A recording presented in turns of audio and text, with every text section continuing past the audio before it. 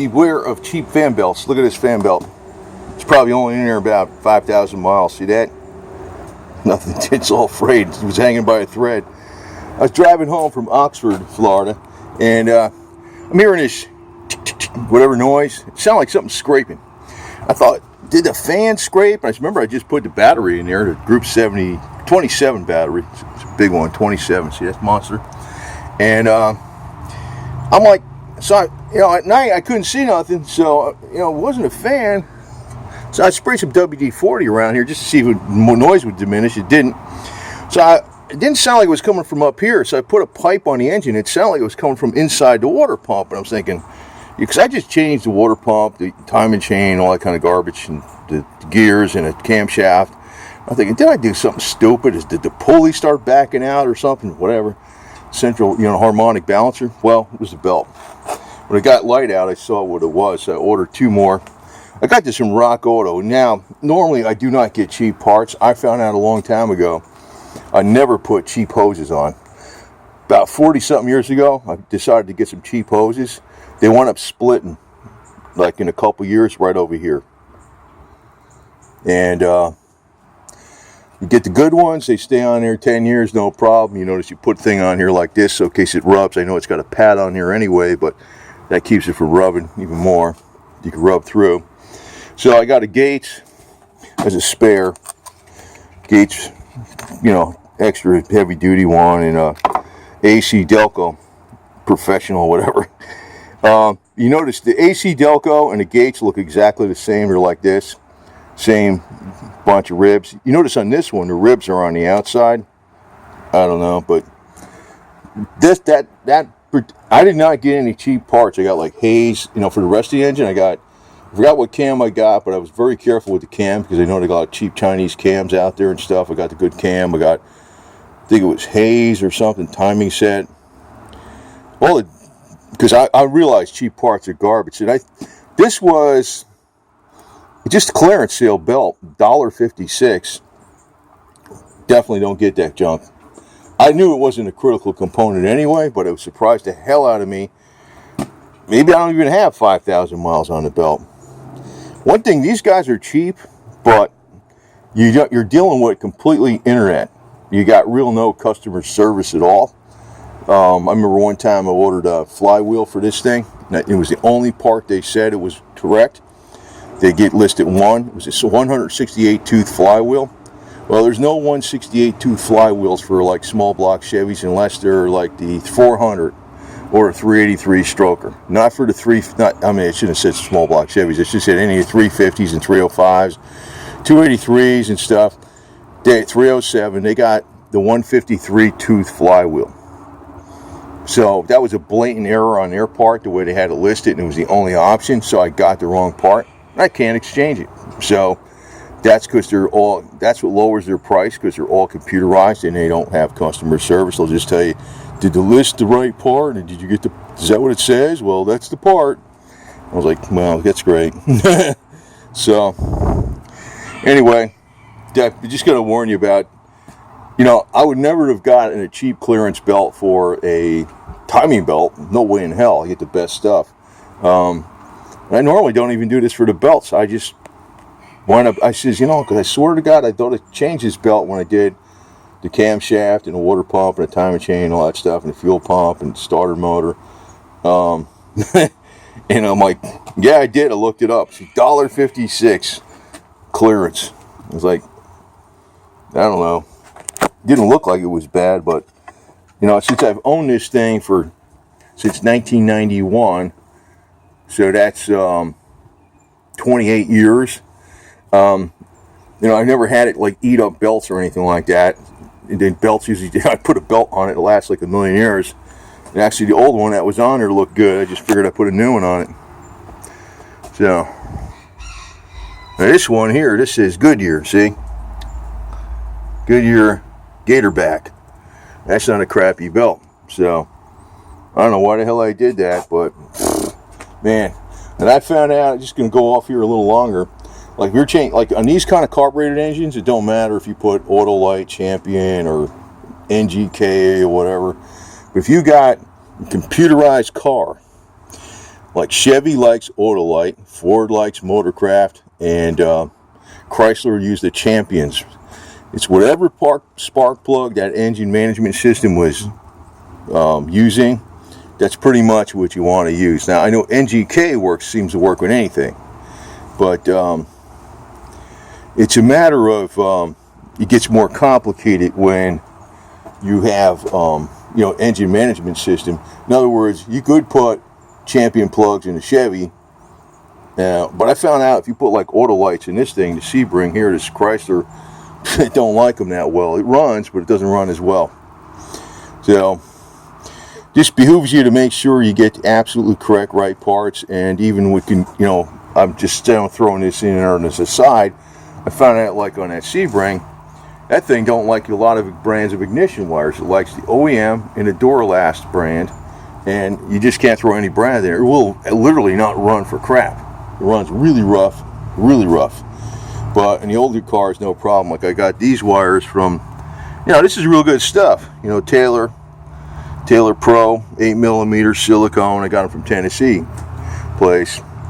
I normally don't put, I don't know why, I just, I wasn't thinking. The thing is, I knew it wasn't a really critical component. But then it is, if I was coming back from Dixie County like 100 miles away and that thing snapped, that would have been a pain in the butt because I don't think I had an extra fan belt on me because I figured, but now I got an extra one. Plus put a quality one on it this time. So, the only thing wrong with this engine really right now is it's got a rear main seal leak, and I'm going to try to put some more stop leak in here. That there. Let's see what happens with that. Might not fix it, but every couple hundred miles I got to put a quart in it, but no well. You just get that Rotella conventional diesel oil, which works fine with lifters, flat tappet lifters. It's got a lot of zinc in there, so it's cheap. You buy it by the gallon, and you pretty much get a free oil change. Well, free. You get an oil change every once in a while just by leakage. You don't have to get under there and unscrew the freaking the drain bolt. So but man, that surprised me. I was just going to Oxford for the Jackson Lee ball, and it just started making noise like that. And I was like, what the hell? I was freaking that thing, and it was like, glad it was simple. Very glad. Of course, they're hauling off more old people around here. That's why I'm bringing that hydrogen and HHO gas. I'll tell you right now, that stuff is actually giving me more energy. That was something else I was working on over here, and I'm working on, should be getting my money transferred for the Cannon barrel. It'll take me a couple weeks though, and I'm still working on that Cannon out there, but a lot of stuff going on. This thing, I think I'll stick this in the back here, along with this. So I know I changed the great one this time. So put it back here, and it'll work. Put it right in there. See, I keep stuff with me. Some stuff. I got some tools with me and stuff. I got a little. I gotta get around the other side and close this freaking flag. So that's an extra latch. I got a rope ratchet puller in here, and I just changed the Group 27 battery. Freaking big one. I'm gonna see if I can restore the other one with. I should have put this on a separate video, but I have a tendency to throw a lot of. I'm using a battery minder right here to do a big deep cycle battery back there to get desulfated. Should still be good, but that'll desulfate it better. And I just changed this one out. This thing lasted exactly 5.5 years and it crapped. It's like, so I put a new one in here with painted this orange. Made sure it was so. Just got it in January. It's just 12/19. So I don't know. Pretty damn aggravating that a lot of this stuff doesn't last as long as it should. I got, with that battery minder, I got one of my it was a cheap Duralast, the economy version of the battery. I got that thing the last 17 years. With this thing. This is the, I'm going to probably put this on a separate video later on. But this is the cheap one. This is not, this is just the 1 amp desulfator charger maintainer. This is not the one that's like designed for AGM or designed for this. It works for anything, right? This is more or less along the original one they had. The original one is the cheaper one, and I think it works better. You might have to leave it on there 2 weeks.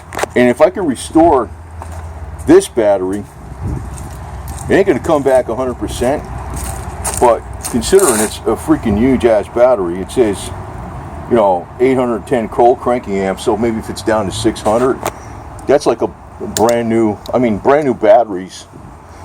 Got her for like a V8. Could be like 550 cold cranking amps. This thing is way overkill. And what I was doing was I was putting a manual charger on it for like a couple of days, doing a 10 amp charge, and you know, just to try to force, because one of the cells is bad. What happens is when they go bad, it's not there to just sulfate it. The polarity is reversed on the cell, and the only way you can fix that is to try to force it the other way with a manual charger. And then it doesn't bring it back all the way. But, you know, we'll see. We'll see if I can do that with this damn thing. I'll probably put the other charger on it right now. I'll be messing around with that too. So, but this thing should be okay now. God, man. That's how small. That's why I change out, you know, the fuel pump, the timing chain, the water pump. You should have very good belts and hoses. You notice even like this, how I have these on here. It's wrapped.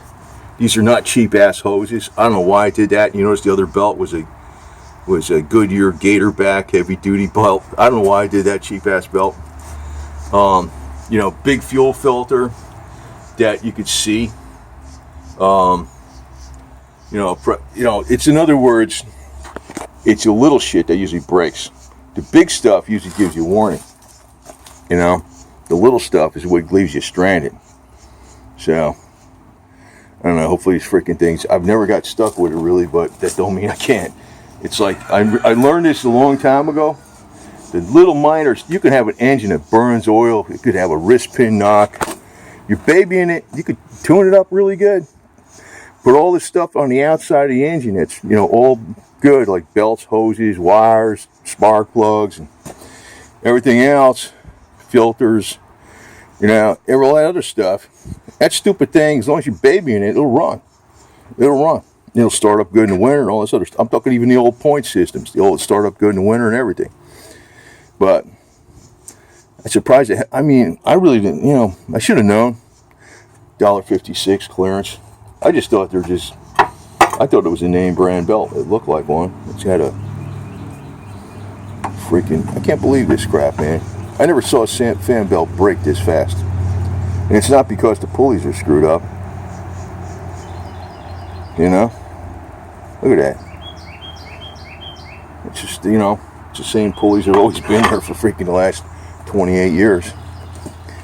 So, unbelievable. Anyway, over now.